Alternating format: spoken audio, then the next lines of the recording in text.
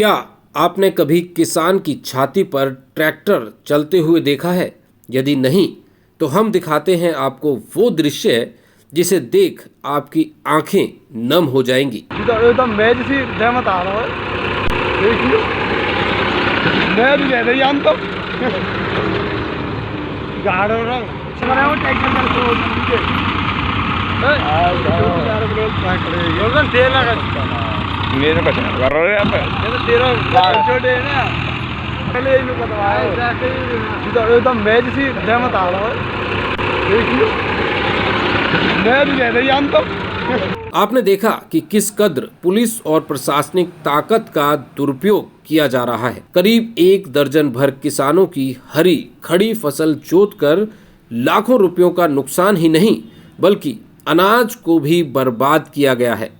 इन अधिकारियों को खड़ी फसल नष्ट करने का अधिकार भला किसने दे दिया?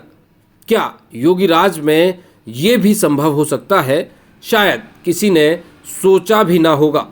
अन्नदाता, जिसे सबसे सीधा, सबसे सरल और यूं कह लीजिए कि सबसे कमजोर भी माना गया है।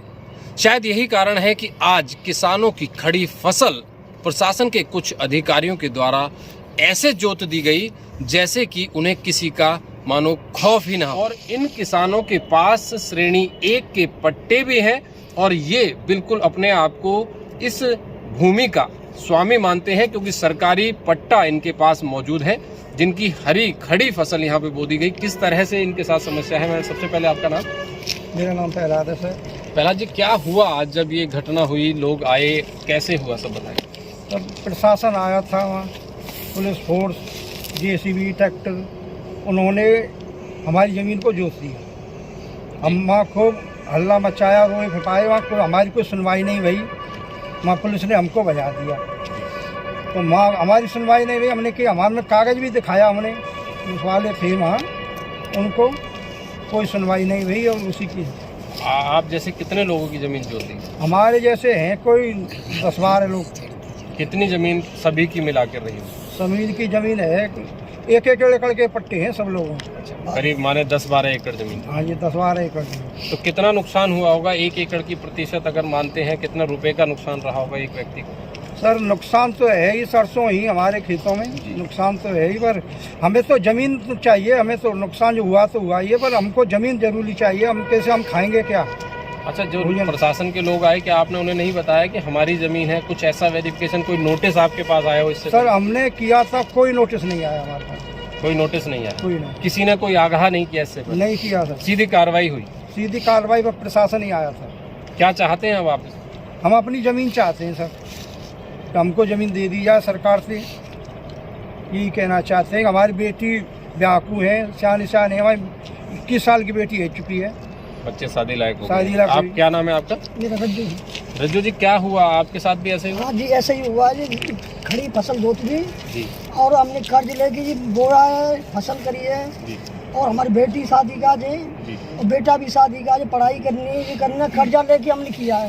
प्रशासन ने कोई कुछ नहीं सुना हमारी, रोए फिकाए, कोई बात नहीं सुनी। क्या चाहते हैं आप? हमें हमारी ज़मीन चाहिए जी, हमें कुछ नहीं चाहिए जी। जमीन के कागज हैं आप? हमारे पास है जी, हमारी कोई सुनाई नहीं करी। या कुछ और भी लोग यहाँ मौजूद हैं? चाचा, क्या है आपके साथ, क्या समस्या हुई आज, बताइए आप। फसल जोती गई हमारी, माँ कागज लेके पहुँचे, किसी ने कोई सुनवाई नहीं करी। अब क्या चाहते हैं आप? अब हम ज़मीन चाहते हैं, अपनी जमीन चाहते हैं। तो इस तरह से आपने सुना कि आज अन्नदाता परेशान है। उनका साफ तौर पे कहना है कि उन्हें अपनी ज़मीन चाहिए। किसी को बेटी की शादी करनी है, तो किसी को घर बनाना है, तो किसी को बैंक का कर्ज देना है। लेकिन यहाँ बात ये खड़ी होती है कि आखिर प्रशासन का जो डंडा चला, तो वो अगर अतिक्रमण हटाने के लिए था, तो इन गरीब लोगों के पास ये डंडा क्यों चला?